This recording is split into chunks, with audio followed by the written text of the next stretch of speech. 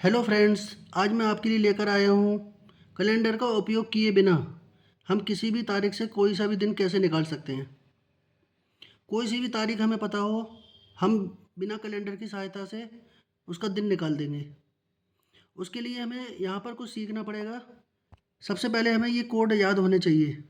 जैसे महीने का कोड होता है, 12 महीने होते हैं जनवरी से लेके दिसंबर तक। तो हमें इनका कोड याद करना है। इसका जो ट्रिक है वो ऐसे याद कर सकते हैं: 144, 025, 036, 146। 144, 025, 036, 146। अगर कोई भी दिया गया वर्ष लीप वर्ष है, लीप वर्ष मतलब होता है जो 4 से कट जाए। जैसे सन 2024, 24 के अंतिम 2 अंक हैं 24। 2024 में अंतिम 2 अंक हैं 24, तो वो 24 4 से कट सकता है। इसके बाद 2028, यानी जो लीप वर्ष होती है वो 4 वर्ष के बाद आती है। तो लीप वर्ष में जनवरी का जो कोड है, 1 के स्थान पे 0 कर देते हैं।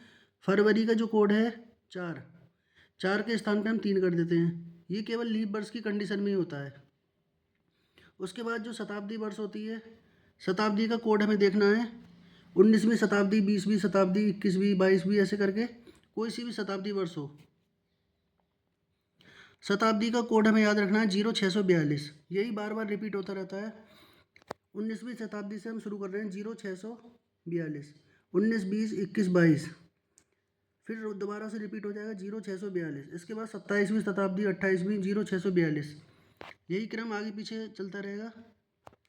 और दिनों का जो कोड होता है, 7 दिन होते हैं।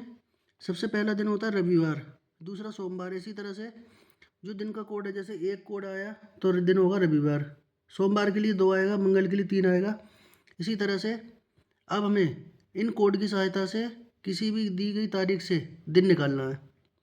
तो इसके लिए दोस्तों हमें एक फार्मूला समझना है, और फार्मूला ये है। चलिए फार्मूला मैं आपको समझा देता हूँ एक बार। इसका जो सूत्र है, कोई भी दी गई तारीख से हमें दिन निकालना। दिन निकालने के लिए सबसे पहले हमें इसका फार्मूला पता होना चाहिए।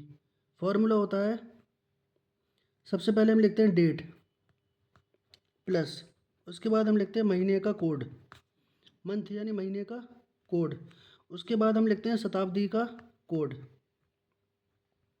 जो भी शताब्दी वर्ष हमें दी है, हमें उसका कोड लिखना है। इसके बाद में हम लिखते हैं वर्ष। वर्ष में अंतिम 2 अंक लिखते हैं। लास्ट की जो 2 डिजिट होती है वर्ष में, जैसे 2025 है तो हमें 25 लिखना पड़ेगा, 2024 है तो हमें 24 लिखना पड़ेगा। प्लस फिर हम देखते हैं कि जो वर्ष हमें दी गई है, जैसे 2025 है तो इसमें कितने लीप वर्ष होंगे। लीप वर्ष की संख्या, और इसका जो आंसर आता है उस पूरे को हम 7 से भाग कर देते हैं। जैसे सपोज़ करो हमें दिन निकालना है कि 15 अगस्त, 15 अगस्त 2025 को कौन सा दिन था। 15 अगस्त 2025 को कौन सा दिन था। तो इसे हल करने के लिए सबसे पहले हम लिखेंगे डेट। डेट कितनी थी, 15, प्लस मंथ। मंथ माने होता महीना। महीने का कोड जो है वो हम देखेंगे, अगस्त का कोड है यहाँ पर हमारे पास।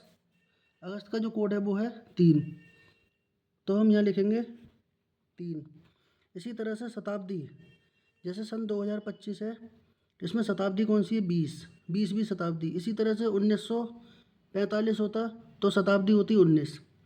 तो यहाँ पे 20वीं शताब्दी का जो कोड है, 20वीं शताब्दी का जो कोड है वो है 6।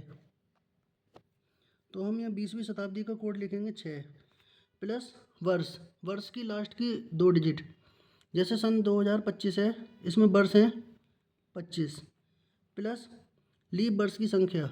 अब 25 साल में कितने लीप वर्ष होंगे, इसका पता चलता है हमें 4 से डिवाइड करने पे।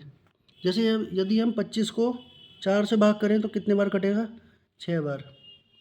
6 बार कट जाएगा, तो 25 साल में लीप वर्ष की संख्या हो गई 6, और बटे में हम लिख देंगे 7।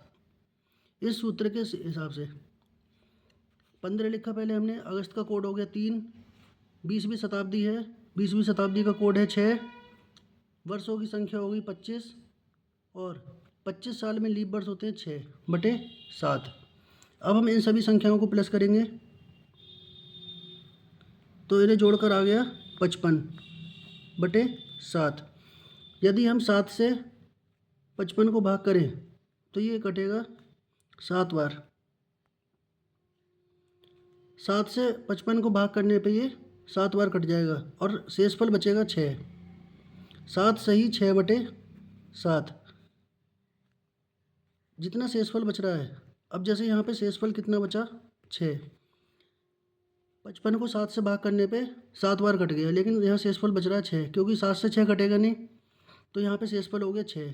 अब 6 का मतलब है छठा दिन। छठा दिन होता है शुक्रवार,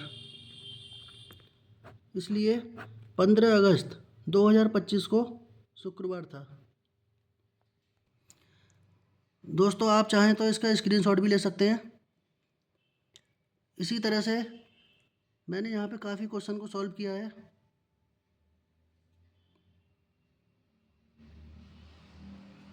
आप प्रैक्टिस के तौर पे इसे करके देखें। वीडियो आपको कैसी लगी बताना। धन्यवाद।